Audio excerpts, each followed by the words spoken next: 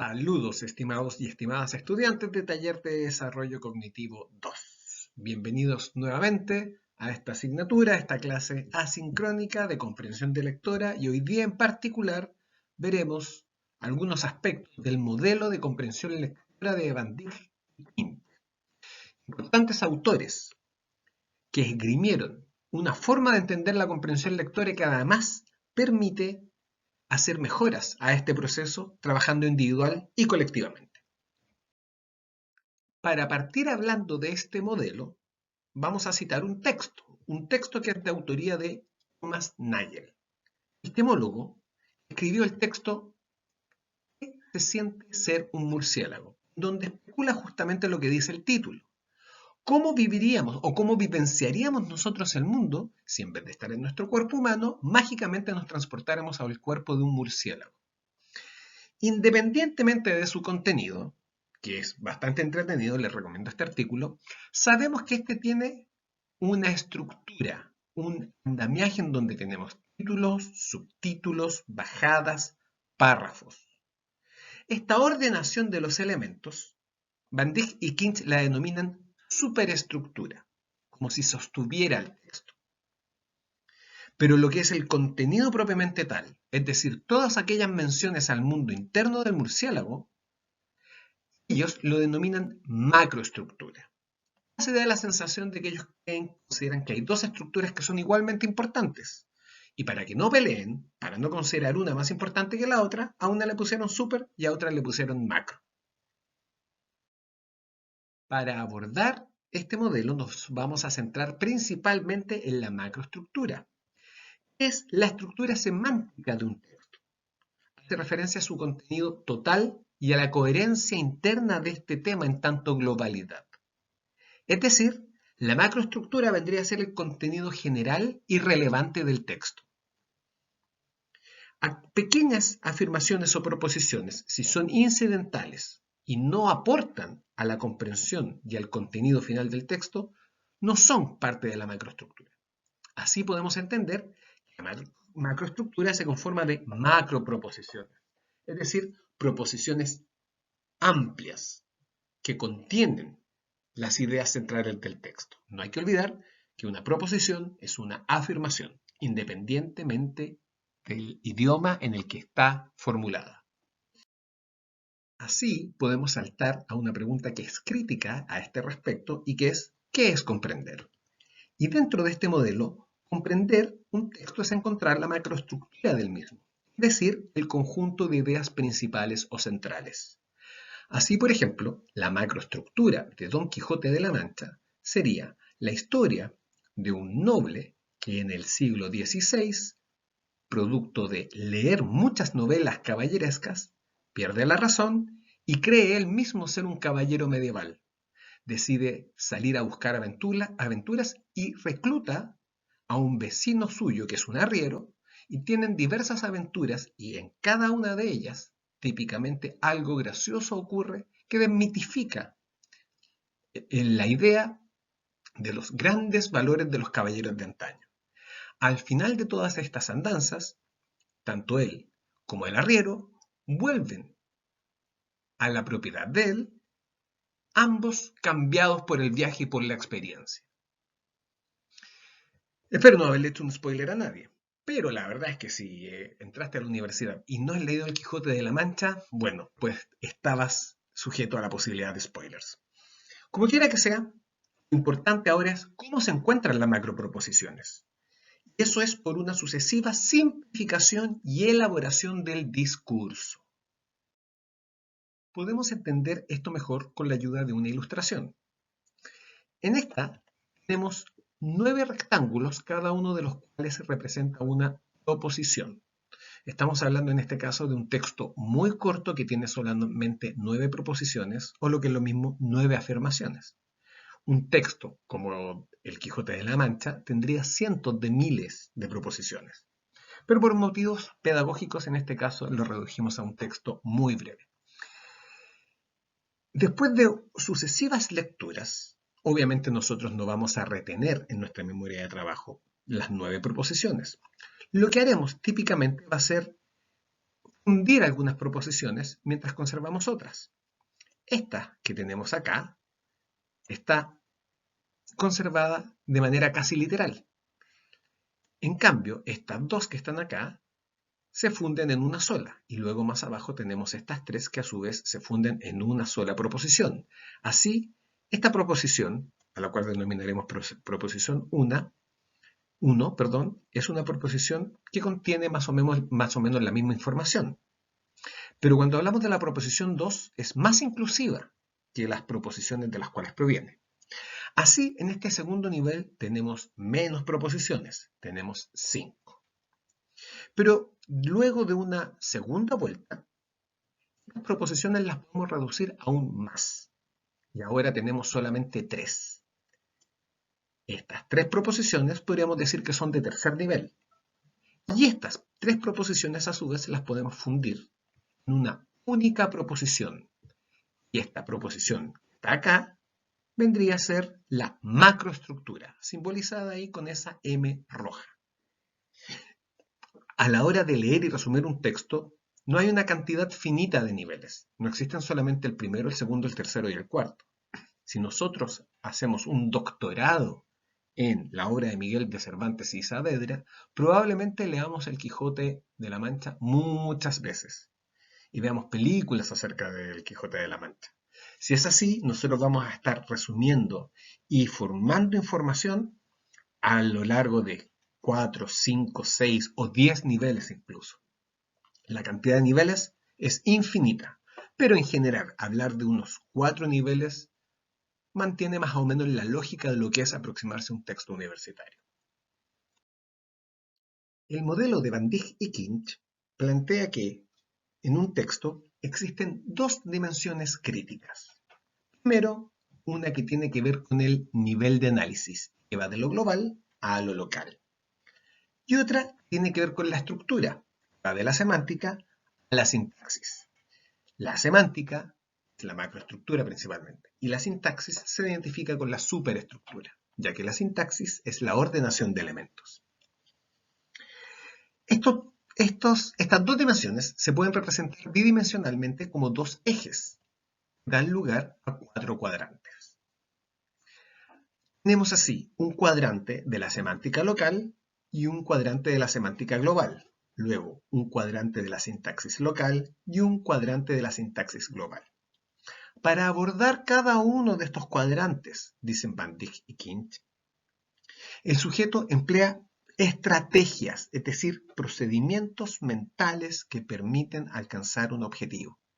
Y estas estrategias reciben nombre dependiendo del cuadrante al que se refieren. Primero están las estrategias de coherencia local, que como su nombre lo dice, buscan darle sentido a los distintos elementos a nivel local. Por ejemplo, entender una oración.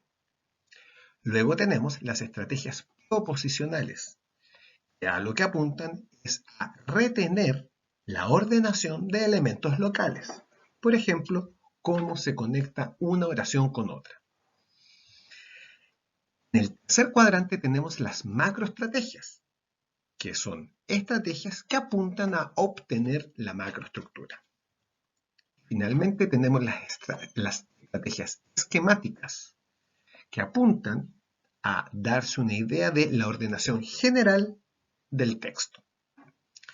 Las macroestrategias tienen a su vez 2 subtipos. Primero están las macroreglas o procesos de síntesis y las estrategias contextuales. Son justamente lo que vamos a abordar. Justamente, decía yo, son las macroestrategias lo que vamos a ver a continuación. Y al respecto les puedo decir que estas buscan la inferencia de macroproposiciones desde las proposiciones expresadas localmente en el texto. Es decir, como les decía inicialmente, nosotros no vamos a retener todas las afirmaciones del texto, sino que algunas las vamos a retener, otras las vamos a desechar, y algunas las vamos a ir fundiendo con otras para generar proposiciones más abarcativas de más amplio nivel. Y esta fusión, reducción de información se hace a través de las macroreglas, las estrategias contextuales. Eran justamente las que había mencionado en la diapositiva anterior. Las macroreglas se llaman así porque son en el fondo procedimientos que se aplican casi como una instrucción, y cuando se aplican generan lo que denominamos procesos de síntesis, que el lector utiliza para elaborar la información del texto. Como tal, tienen la función de transformar y por ende reducir la información semántica. Y al hacer esto, al aplicar las macroreglas, se generan dos resultados. Por un lado, se reduce un conjunto de proposiciones a una proposición o a unas pocas proposiciones. Y por otro lado, organizan la información en unidades semánticas, lo que nosotros podemos denominar subtemas. Los procesos de síntesis son tres. En primer lugar tenemos la omisión. Dada una secuencia de proposiciones, se suprimen todas las que no sean necesarias para la interpretación de las proposiciones siguientes. Por ejemplo, al ponerse el sombrero en la cabeza, estaba ya listo para salir. Nosotros podemos perfectamente eliminar la información que es irrelevante. En este caso, el sombrero fue puesto en la cabeza. Lo que sería anómalo y digno de mención es que el protagonista se hubiese puesto el sombrero en otro lugar del cuerpo, como por ejemplo la rodilla. Luego tenemos la generalización. Dado un conjunto de proposiciones en el que aparecen conceptos abarcados por un concepto de orden superior, dichas proposiciones se sustituyen por una proposición que incluye ese superconcepto. Esto se entiende mucho mejor con un ejemplo. En este texto se dice que Natalia compró en el supermercado. Ella compró brócoli, zanahorias, betarragas, lechuga y tomates. También compró fideos, arroz, porotos, harina y lentejas. Si a nosotros nos interesan las compras en términos generales, podríamos reemplazar este texto por Natalia compró verduras y abarrotes en el supermercado. Acá, los conceptos de orden superior o superconceptos serían verduras y abarrotes. Finalmente tenemos la construcción, dado un conjunto de proposiciones, ninguna de las cuales incluye a las demás, se reemplaza por una proposición nueva, que sí incluye a las demás. Nuevamente, esto se entiende con un ejemplo, pero la gran diferencia entre la generalización y la construcción es que en la construcción hay una inferencia, se crea información nueva, que es hipotética y por lo tanto falible. El ejemplo es el siguiente. Esta semana, Ernesto perdió las llaves de la casa y tuvo que buscar un cerrajero. Además, chocó en su auto. Para colmo, se peleó con su mamá por el teléfono e insultó a un subordinado. Nosotros podríamos creer que Ernesto sencillamente tuvo mala suerte, pero la mala suerte no explica que se haya peleado con su madre y que haya insultado a un subordinado. Al parecer, sobrereaccionó y operó desde la ira y la rabia. ¿Qué puede explicar rabia y además la pérdida de objetos cotidianos? Algún tipo de nerviosismo. Nosotros podríamos hipotetizar en ese sentido que Ernesto estaba estresado esa semana. Podemos equivocarnos, pero ya comprobaremos esta hipótesis más adelante en el texto. En resumen, el significado de un texto es la proposición global que encierra. Sabemos que ésta se conforma mediante transformaciones semánticas recursivas a las proposiciones originales de un texto. Los procesos que operan son tres: omisión, generalización y construcción. Dado esto, podríamos decir que comprender un texto consiste sencillamente en decodificar las macroposiciones y acceder a su coherencia global. No obstante, esta visión de la comprensión de lectura es insuficiente. La pregunta es ¿por qué? ¿Por qué esta visión de la comprensión lectura es insuficiente? Bueno, en primer lugar, que no da cuenta de los elementos ni las estrategias que un lector emplea para utilizar las macroreglas. Tampoco especifica por qué distintos lectores usan de modo distinto las reglas y por lo tanto, por qué comprenden de modo diferente un mismo texto. Y en tercer lugar, tampoco explica que ciertas interpretaciones de un texto son evidentemente incorrectas. Para responder la pregunta anterior, tenemos que fijarnos en el contexto, que es el conjunto de información que rodea al texto y que permite interpretarlo. Considerando esto, Van Dijk y Pink complementaron su teoría y propusieron que son las macroestrategias contextuales las que guían la aplicación de las macroreglas. Es decir, las macroestrategias contextuales son la respuesta a esta pregunta. Son estrategias de lectura que hacen uso de pistas que el texto y el contexto proveen. ¿Recuerdan este acertijo? ¿Lo resolvieron en su momento? Ahora ya conocen la respuesta. ¿Dónde hay ríos pero no agua, ciudades pero no edificios y bosques pero no árboles? Nada en el texto nos da la respuesta, pero si nosotros tenemos experiencia previa con los mapas, podemos llegar a la respuesta. Es el conocimiento del mundo que rodea al texto lo que nos permite en este caso interpretarlo y resolver el acertijo. El contexto no es uno solo, se divide en niveles. Y en primer lugar tenemos la cultura. Es el conjunto de prácticas y símbolos que orientan el quehacer humano, le dan sentido a lo que hace y a lo que percibe.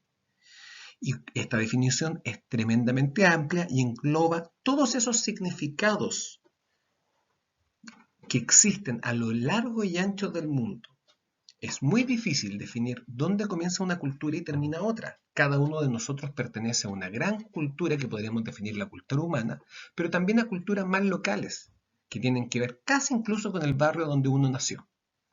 De todas maneras, aunque es difícil diferenciar dónde comienza un grupo cultural y dónde termina otro, sí sabemos que la cultura es relativamente estable a lo largo del tiempo y sufre modificaciones que van cambiando entre generaciones, no dentro de ellas. Luego, a nivel más inclusivo, tenemos la situación sociocultural, que básicamente es el conjunto de condiciones sociales propias de un momento y tiempo específicos, que le dan sentido también a percepciones y acciones.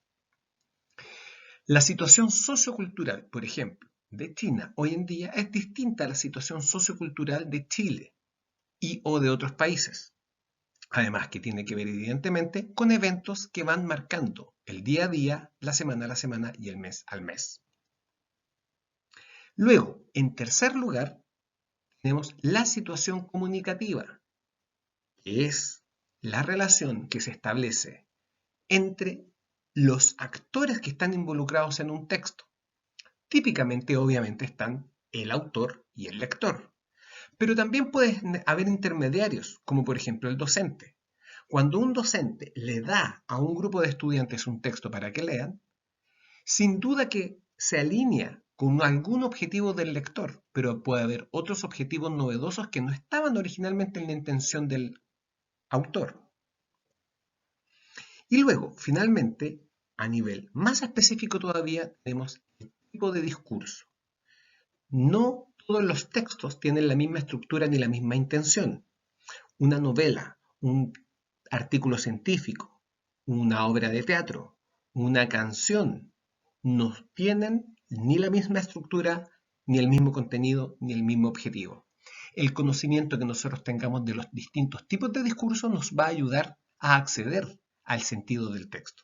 De hecho, si nosotros entendemos que un texto particular que encontramos es, por ejemplo, un poema surrealista, se va a hacer mucho más fácil para nosotros aprender con H intermedia su contenido que si no tuviésemos idea de ese estilo artístico. De cada uno de estos niveles surge una macroestrategia distinta. Primero tenemos, en ese sentido, las macroestrategias que hacen referencia a la dependencia del contexto general, es decir, la cultura. Los límites semánticos se buscan en el contexto general del hablante. Preguntas que típicamente uno se hace a este respecto, por ejemplo, es la educación ante un texto que habla de la educación. ¿Qué es la ciencia ante un texto que hable de la ciencia? ¿Qué son las ciencias sociales? ¿Qué son las ciencias del comportamiento? ¿Por qué se leen textos europeos o norteamericanos? ¿Qué es la psicología? ¿Qué busca la psicología científica? ¿Qué se requiere para publicar un texto de psicología? No hay una lista finita de preguntas que se hagan a este respecto, pero piensen en preguntas que se haría, por ejemplo, un extraterrestre que llega a la Tierra y lo primero que hace es leer un texto. Sale de su nave espacial, encuentra un paper en el suelo y se pone a leerlo. Mágicamente sabe castellano y al leerlo va a comenzar a preguntarse una serie de cosas que provienen del texto en sí mismo. Ese tipo de preguntas son las que son relevantes en este nivel. Obviamente, se espera y se entiende que un hablante, un lector común y adulto, sea capaz de responder todas estas preguntas y no esté perdido dentro de su propia cultura. Luego, en segundo nivel, tenemos las macroestrategias contextuales que hablan de la dependencia de la situación actual. Los límites tópicos, es decir, los temas que se espera que toque el texto, se buscan en las propiedades generales de la situación actual. Por ejemplo, si un texto habla de la guerra, yo voy a entender que habla de la guerra moderna y no de la guerra de la Edad de Bronce. Preguntas típicas son: ¿quién es el autor? ¿Qué institución pertenece? ¿Qué línea teórica profesa? ¿Por qué escribió el texto? ¿En qué año? ¿En qué país vive? Etcétera. Luego tenemos las macroestrategias contextuales, que constituyen básicamente una serie de preguntas acerca de la interacción en sí misma. En este nivel, el lector decide qué tópicos son directamente funcionales para la realización de las metas pragmáticas e interaccionales del hablante. O lo que es lo mismo, ¿cómo le puedo encontrar sentido a este texto para el propósito que yo creo que tiene? Es decir, yo tengo que leer este texto porque estoy en una situación comunicativa particular y se espera algo de mí leyendo este texto. Por ejemplo, si yo soy un actor en el ensayo de una obra y me pasan una obra de teatro, voy a entender que quieran que la interprete. Si estoy en el ensayo de esa obra de teatro y lo que me pasan es un papel con anotaciones, voy a asumir que esas anotaciones son relevantes para mi interpretación del papel. Así, preguntas propias de este nivel son: ¿qué rol juega el autor en la interacción? ¿Qué rol juego yo en ella?